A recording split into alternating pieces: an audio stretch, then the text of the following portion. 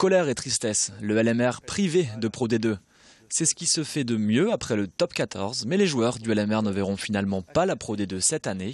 Hier, en début de soirée, la requête a été rejetée par le tribunal administratif de Versailles, décision qui conforte celle de la Fédération française de rugby, qui avait refusé en juillet la montée du club nordiste.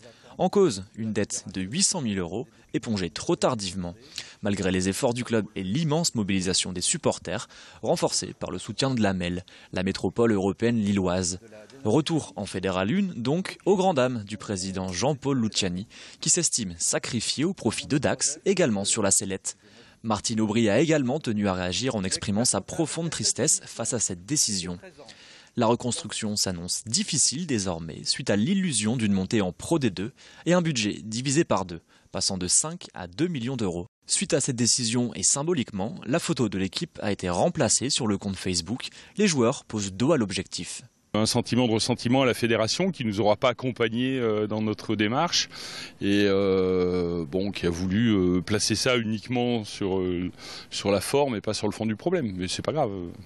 Là, on est reparti dans une phase de reconquête, on va se rebattre, on va refaire une équipe compétitive pour l'année prochaine et puis j'espère qu'on sera au grand rendez-vous pour la fin de saison prochaine. Le syndicat des joueurs professionnels est venu voir, on libère ceux qui veulent bien sûr s'en aller et puis on va essayer de garder l'ossature de l'année dernière avec le même budget pour pouvoir refaire ce qu'on a fait. Et pour les subventions, je pense que les collectivités vont maintenir leur effort vis-à-vis du LMR. Et la situation du club elle est à zéro, si vous voulez, alors qu'elle était vraiment catastrophique il y a encore 2 mois. Il n'est pas dit d'ailleurs qu'on n'aurait pas eu ça. Je ne sais pas si on aurait pu survivre au fait de ne pas monter. Le match amical contre l'AS Mâcon Rugby, initialement prévu ce samedi 22 août, est donc par conséquent annulé. À la découverte de Lille et en tandem. Habitant de la métropole ou voyageur d'un jour à Lille, il est possible de partir à la découverte de la ville et en tandem. Organisée par l'agence Walnor Tourisme, la balade à vélo dure 2 heures et s'étale sur 9 km. Le guide Michel Dossy vous emmène de la citadelle au Vieux-Lille, en passant par la Grand Place et le quai du Vau, avec force anecdotes sur la ville qui était autrefois une île. Vous partez à la découverte des principaux monuments historiques et quelques lieux insolites de la capitale des Flandres. Petits et grands sont conviés. Michael emprunte des routes réglementées pour les vélos et évite les rues où la circulation est trop importante. C'est vrai que ça change peut-être un peu des visites un petit peu plus classiques. Et nous on est originaire de la région, mais on a tendance à souvent visiter à l'extérieur et pas trop chez nous. Donc on apprend toujours des choses, c'est plutôt sympa, ouais. Assez accessible tout public. Justement le côté original du vélo de place, chose que je n'avais jamais faite avant, faut s'habituer, mais on prend vite le pli et c'est vraiment agréable de se retrouver à pédaler en même temps, d'avoir en même temps les explications sur la ville. On est devant la porte royale, donc c'est une des 2 portes de la citadelle. La citadelle ne comporte que 2 portes d'entrée, la porte royale que vous avez ici devant qui donne en fait sur la ville. Et vous aviez donc la porte Dauphine qui était la porte de service, donc pour s'évader vers la campagne. Alors, à votre avis, de quand date le monument ? Sur la porte royale, on peut voir des symboles qui pourraient vous aiguiller. Non, pas d'idée. C'est du temps de Louis XIV.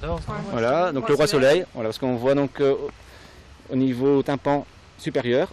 Au sommet, on voit donc en fait le roi soleil. Et si vous souhaitez partir à la découverte de l'île en tandem, n'hésitez pas à réserver sur walnor.com. Les visites ont lieu tous les mardis, jeudis et vendredis à 14h30 et les samedis à 15h30 au départ du Champ de Mars. Comptez toutefois 19 € par personne, tandem inclus, ou bien 10 € si vous prenez votre propre vélo. Des apprentis guides au cœur de la cathédrale Notre-Dame de la Treille, l'association des guides de la Treille, composée d'étudiants en histoire de l'art principalement, propose tout au long des vacances une visite guidée de la cathédrale. Sur la base du bénévolat, ces futurs guides permettent aux visiteurs de découvrir l'histoire de la construction de Notre-Dame de la Treille, ou bien de s'attarder sur quelques détails à l'aide de nombreuses anecdotes. Un moyen pour ces étudiants de se perfectionner en parallèle de leur formation universitaire et une opportunité pour les visiteurs qui se laissent conter l'histoire de la cathédrale, le tout gratuitement. Sur simple demande, les visiteurs peuvent tous les jours de midi à 18h découvrir Notre-Dame de la Treille, un des symboles du quartier du Vieux-Lille. Le but, c'est de présenter la cathédrale comme un espace culturel et pas cultuel. C'est-à-dire qu'on va parler évidemment de ce qui s'y passe, du culte, de comment ça se passe, de pourquoi c'est là, de l'autel, du chœur, des statues, des saints, des reliques, etc. Mais pas dans une approche de catéchèse. Notre but, c'est pas de convertir les gens, c'est de leur expliquer les choses.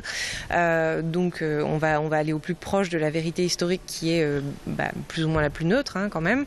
Et justement pour pouvoir raconter nos histoires aux gens sans aller dans le gênant.